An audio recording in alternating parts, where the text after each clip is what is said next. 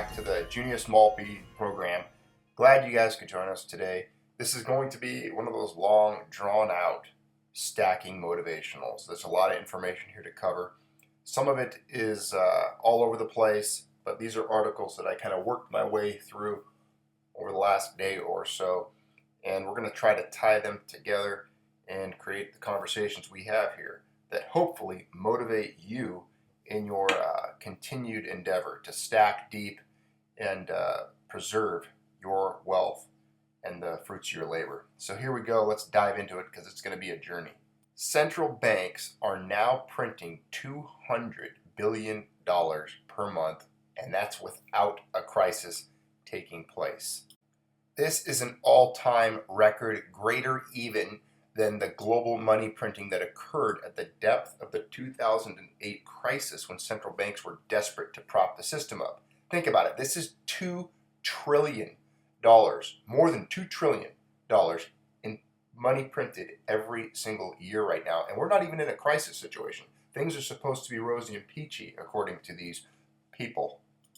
And this is supposedly also at a time when the Fed is just hiking rates, not printing money. The author of this article writes, if you don't take my word for it, take a look at gold priced in US dollars, Japanese yen, euro, and British pound. The precious metal has begun to break off to the upside in all major world currencies. He then shows us charts of gold's performance in these other major currencies. Speaking of gold, this is a lengthy article titled Sweden's Gold Reserves, 10,000 bars shrouded in official secrecy. Now this article is going to take us on an interesting little journey into Sweden's gold reserves. And what I want to do is first take us to their website and read what they have to say about their gold holdings. The link where we are now came from the article headline I just showed you, which we are going to get to, so bear with me. But here we are, gold and foreign currency reserve. Being that this is the Junior Small B channel, it wouldn't be boring if we didn't read something from a bank's website. So here we go. The gold and foreign currency reserve can primarily be used to provide emergency liquidity assistance to banks to fulfill Sweden's share of the international lending of the International Monetary Fund, also known as the International Monkey Fund, and to intervene on the foreign exchange market if need be. These commitments place great demands on the management of the gold and foreign currency reserve. Consequently, the reserve is mainly maintained in those currencies in which emergency liquidity assistance may be needed and in such assets as can rapidly be converted into liquid funds. A secondary aim of the gold and foreign currency reserve is to generate a healthy return for the Riksbank and ultimately for central government in relation to the risk taken in the management of the reserve. On the 31st of December 2016, the market value of the gold and foreign currency reserve was SEK 512.2 billion. Please take note of this bank's statement and reasoning on why they hold gold. Did you catch that? They need it for emergency liquidity assistance when they need and in such assets can be rapidly converted into liquid funds. That is a very fancy banker way of saying, yeah, we own gold, so when we need real money, we can, have it. We got gold, we can cash it in, and then use that fiat to pay this and pay that, whatever. It's just as the same reason you hold it, the same reason I hold gold, is the very same reason these banks hold gold. It's not out of tradition. It's because it's real money, and they know that. It is the world's global money. They also say the gold reserve. Like many other central banks, the Riksbank owns gold. Among other reasons, this is due to gold's historical association with banknotes and coins. In the past, a coin or banknote could be redeemed at the Riksbank in exchange for gold. These days, the gold reserve is justified to a large degree by the fact that the value of gold does not normally follow the same pattern as the value of the foreign currency reserve. Consequently, the value of the gold and foreign currency reserve together is more stable than the value of the gold reserve and the foreign currency reserve separately. Gold can be used to fund emergency liquidity assistance or foreign exchange interventions, among other things. The Riksbank has concluded an agreement with a number of other central banks, the Central Bank Gold Agreement, which places a limit on the amount of gold the central banks may sell each year. The aim of the agreement is to limit the central bank's sales of gold in order to avoid undesirable effects on the gold price, or if they wish to manipulate it, the desired effects on the gold price. Am I right?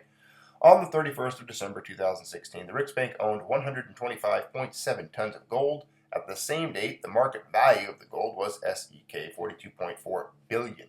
The gold is stored at the central banks in the United Kingdom, Bank of England, Canada's Bank of Canada, the United States, the Fed, Switzerland, I'm guessing that's a Swiss National Bank, and at the Riksbank.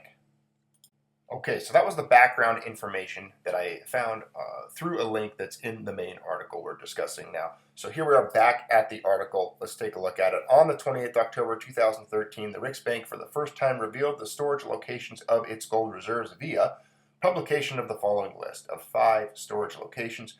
4 of these locations are outside Sweden, and the percentage and gold tonnage stored at each location. There is the list there. The storage locations of Sweden's official gold reserves total 125.7 tons. So the premise of this article is surrounding secrecy in regards to Swedish gold. You'll see at the very bottom paragraph there it says, but is the Swedish gold moving back also, or does it even exist? The location of the Swedish gold in Ottawa is a critical question which the Swedish population should be asking their elected representatives at this time, and also asking the Riksbank the same question. So there are some questions surrounding where is the Swedish gold, do they actually have it? Well, just over 10% of the Swedish gold is supposedly in the famous or infamous Manhattan Gold Vault of the Federal Reserve under the 33 Liberty Building. Given the complete lack of cooperation of the Federal Reserve Bank of New York, are you surprised? In answering any questions about foreign gold holdings in this vault, then good luck to Swedish citizens in trying to ascertain that gold's whereabouts or convincing the Riksbank to possibly repatriate that gold. I do like little pieces of trivia, and here's one for you. A rule of thumb is that 1 ton of gold consists of 80 good delivery bars. And as you know, we've discussed these bars. A good delivery bar on the wholesale market, a London good delivery bar is another name that they go by, typically weighs around 400 troy ounces or 12.5 kilograms. Hence, 125.7 tons is roughly equal to around 10,056 bars. As you recall, we mentioned the bank's statement regarding providing emergency liquidity assistance to banks. So the author brings this up, also the statement that gold can be used to fund emergency liquidity assistance or foreign exchange interventions. Well, there's a concern there. The Riksbank is conceding that at least some of its gold is actively used in central bank operations and that this gold does not merely sit in quiet, unencumbered storage. On the contrary, this gold at times has additional claims and titles attached to it due to being loaned or swapped. We read in an example here, Robertson noted that over the 2008 to 2009 period, 50 tons of gold, Swedish gold, located at the Bank of England was exchanged for US dollars. Quote, London is the dominant international marketplace for gold. We used the gold during the 2008 to 2009 financial crisis. When we switched it to the dollar, we then lent to the Swedish banks. Unquote. One of these Riksbank gold US dollar swap transactions was also referenced in a 2011 World Gold Council report on gold market liquidity. This report stated that in 2008, following the Lehman collapse, quote, in order to be able to provide liquidity to the Scandinavian banking system, the Swedish Riksbank utilized its gold reserves by swapping some of its gold to obtain dollar liquidity before it was able to gain access to the US dollar swap facilities with the Federal Reserve. The author then provides links to various other central banks across the world showing their bar weights, purities, and the accountability of their gold in storage. Although I use this article as an example of central banks, the importance of gold, the role that it plays in the global economy, and how it's still coveted, hoarded, and squirreled away in vaults by central banks, this author's purpose, or his conclusion for this article, was to demand accountability from the Swedish Riksbank and their claims of holding 10,000 good delivery gold bars. He wants to see somewhat of an audit or a published physical gold audit. However, he has continued to meet resistance and secrecy in demanding this information several times over. I know this is not the first article that he has written on this subject. We're just going to briefly touch on this article here by Andy Hoffman, The Future of Money and Wealth Storage. Here he's talking about paper precious metal investments, saying don't kid yourself. Paper PM investments will be under attack for as long as financial markets function, and thus, even when physical gold and silver inevitably win their war with the purveyors of fraudulent fiat currency and financial markets, there's no guarantee that anything other than the real thing will benefit. Some interesting information held within this article was the production costs of silver and gold that he believes exist. He's talking about silver production being $16 to $17 an ounce, not including the all-in costs. And for gold, he's talking about production costs of $1,116 per ounce for the world's two largest miners. The overall industry average, he claims, is much higher, let alone the all-in cost of maintaining production, which is much, much higher given that industry-wide proven reserves have been plunging for years, according to the article. He also mentions peak production for both silver and gold and raises an interesting point, which I have seen this in the news recently, and I just completely forgot to do a story about it, but there is statements coming out and information regarding plunging production for silver in Peru, which is one of the world's largest silver producers. Apparently the second largest silver producer is Peru, and production there is plummeting. We'll zip right to his conclusion where he says, as history's largest, most destructive fiat Ponzi scheme implodes, government attempts to, quote, control competing currencies, or better put, monies, will become progressively more draconian, as has been the case with all such situations throughout history. However, they will all miserably fail, as the future of wealth storage, be it gold, silver, Bitcoin, or any competing currency, will unquestionably migrate, in Jim Sinclair's words, out of the system, which is why, more than ever, the need to own physical assets rather than exchange or brokerage held paper assets is so urgent.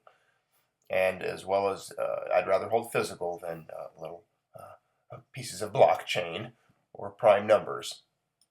On to another lengthy article. If you understand history and economics, you understand gold, by Egon von Greyerz. If you understand history and economics, you understand gold. What the author cannot grasp is that for the very small minority of people who understand the significance of gold, it is not a question of being gloomy. No, if you understand history and economics, you also understand that gold is the only money that has survived in history. Since fiat money began, whether it was metal coins or paper money, governments have consistently destroyed its value by either diluting, for example, the silver in the coin from 100% to 0%, as with the Roman denarius in 180 to 280 AD, or they have extended credit and printed money without any economic accomplishment in return. If you make a loan or print money without a compensating delivery of a service or goods, that money is by definition worthless. And this is exactly what governments are doing whenever they are under pressure. In the last few decades, over a couple of quadrillions of dollars of debt, unfunded liabilities, and derivatives have been created out of thin air. Before this bubble period is over, those quadrillions of debts and liabilities will return to just air, and so will all the assets that were backed by this debt. We cover a lot of these topics quite a bit. We're looking at war drums turning louder. Look around you. Look what's going on in the world with Korea, the Middle East, China, Russia, the United States. Look at U.S. military spending greater than the rest of the world, pretty much combined. Look at stock valuations, completely and totally unrealistic. Look at that chart alone. Compare the S&P to the GDP 2017 forecast and read this. The author writes, as regards to stocks, I have not changed my mind against gold. They will decline 90 to 95% in the next 5 years or so. One exception will be precious metal stocks. But investors must, of course, worry about custodial risk. Another sector which is benefiting is the weapons industry. Well, how much gold? I never like answering this question, so I'm going to let this author answer it, and then I'll give you my piece at the end. How much gold? Many people ask what percentage of their assets should be held in gold or silver. This clearly depends on the size of their assets. My personal view is that you should hold sufficient metals to last for many years if other assets or income disappear. So this could be 10% if you are very wealthy, or it could be over 50%. Personally, I consider 25% to be a minimum, but since I believe there is no better form of wealth preservation, I would be quite comfortable with a much higher percentage. If it's a good idea, 100% never hurts. If it's a bad idea, you want 0% exposure. I read an article once about that regarding diversification and the myths surrounding diversification, percentages of your portfolio and whatnot. It absolutely depends on what the future has in store, on what we should be doing now to prepare for it. And being that nobody knows with 100% certainty what the future has in store, nobody can then tell you 100% what you should be doing in order to prepare for it. But one thing I do feel very comfortable in betting on is I do feel comfortable betting that fiat currencies will eventually die, because all of them have. All of them always do. All of them always will. It's just a fundamental rule and principle that has yet to not occur.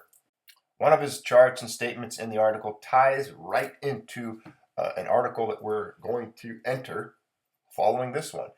And he says, own real assets, sell financials. Real assets are at historical lows against financial assets. He does include real estate in this. The graph below does include real estate, which he considers a bubble asset, and we are going to talk about that now. It seems like yesterday I was reading articles predicting the 2008 housing crisis and the financial collapse that would ensue following that. And some of those articles I actually found on this very website, LouRockwell.com. Here we are looking at one today. Housing's echo bubble now exceeds the 2006 to 2007 bubble peak. So take heed, because I read one there a long time ago, and everything that it said came true. So let's take a look at three big cities and the charts showing the Case-Shiller Home Price Index. So we look at San Francisco. Well, how do we define bubble? Note the symmetry of the bubble rise and the duration. There it is. The post-bubble crash retraced 70% of the entire bubble. Here we go. Seattle Home Price Index. There it is, surpassing levels that it was at during the last crisis. And here we go, Portland, well above the prices preceding the 2008 financial collapse. Going back and looking at some Venezuela news, this is going to remind us why we have a Second Amendment. We've seen a lot of tragedy hit in areas of the world where there was economic trouble, and especially when you combine that with ideological battles, civil wars, communism, communists versus non-communists, fascists, just different political groups within a country trying to harm one another or take control. After enduring shortages of food and medicine for years, as well as a total collapse of their currency, the people of Venezuela have had enough. Last week, it was estimated that 2.5 million people marched against the Maduro regime, which had previously tried to strip away the powers of the opposition-led parliament. It's estimated that as many as 6 million people may have taken to the streets to protest throughout the country. In the lead up to the protest, which had been planned for weeks by opposition political parties, President Maduro issued an alarming proclamation that didn't receive nearly enough press. He promised to expand the nation's armed militia and hand out firearms to as many as 400,000 loyalists. And just a little side note, my friends, if you see any Western weapons when this conflict finally does go completely haywire and massacre people, if you see U.S. military style hardware, especially M16s or AR variant rifles, you will know where they got them. You will know. They came from here. They came from us. This is what we do. Biggest arms dealers in the world. So here we have the Bolivarian militias, currently at approximately 100,000, were created by the late Hugo Chavez to assist the armed forces in the defense of his revolution from external and domestic attacks. Speaking to thousands of militia members dressed in beige uniforms gathered in front of the presidential palace, Maduro said that vision remains relevant as Venezuela continues to face imperialist aggression. A gun for every militiaman, he cried. If you know your history of communist regimes, you understand what comes next. Maduro's response to millions of hungry, pissed-off people is to arm his die-hard supporters, who will be able to purge the starving masses that dared to cross him. They may not face much resistance because in 2012, Venezuela banned private firearm ownership. Venezuela has brought a new gun law into effect, which bans the commercial sale of firearms and ammunition. Until now, anyone with a gun permit could buy arms from a private company. Under the new law, only the Army, police, and certain groups like security companies will be able to buy arms from the state-owned weapons manufacturer and importer. The ban is the latest attempt by the government to improve security and cut crime ahead of elections in October. They always use that as an excuse. Venezuela saw more than 18,000 murders last year, and the capital, Caracas, is thought to be one of the most dangerous cities in Latin America. Do you see how that works? Maduro's socialist policies turned that country into a crime-ridden hellhole, and eventually turned their capital city into the most violent in the world. Instead of abandoning their centrally planned economy, which would bring prosperity to all and lower the crime rate, Maduro took away everyone's guns. Now that his socialist policies are bringing Venezuela's population to the brink of starvation and revolution, he decides to arm his violent and dim-witted loyalists. He has set up the perfect conditions for a genocidal purge of everyone who opposes him. I'd say that this would be a fine lesson for any would-be socialists in this country, but they don't seem eager to learn. Neither did many Venezuelans who elected these control freaks nearly 2 decades ago. They could have looked at any socialist experiment for the 20th century and realized that it always leads to starvation and mass murder. Instead, they let themselves be conned by what is now the oldest and most deadly political trick in the book. Divide and conquer, ladies and gentlemen. Divide and conquer. So we've seen some things here today. We've seen the all-importance, as we all understand, of gold, its role in the world economy. We've seen a variety of facts that we touch on, the themes of which we touch on, I guess, on this channel frequently. We know the world is a shaky place. There's things occurring. And there's examples all around us every day that should really motivate each and every one of us as to why we do what we do, why we're here, why my channel here exists, why you guys participate in it. Here we are. I mean, we have an opportunity to learn from other people's mistakes and the tragedies that are taking place in other countries. So hopefully you can use some of this information to motivate yourselves and maybe take stock in what you're doing on a day-to-day basis and where your wealth is going and how you interact with friends and family, how you discuss certain world events, what goes through your mind, and how you are planning to preserve your wealth and protect your family. So thanks for being part of the Junius Maltby channel. Always keep looking around, reading what's going on, keep your head on a swivel, and appreciate you all being here, appreciate your comments. your ongoing support for this channel, always being here and participating in it, and motivating me to continue on.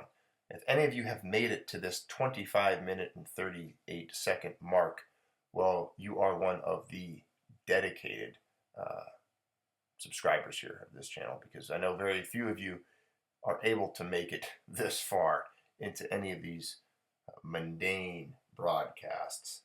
Thanks for being here. Thanks for participating. Have a good evening.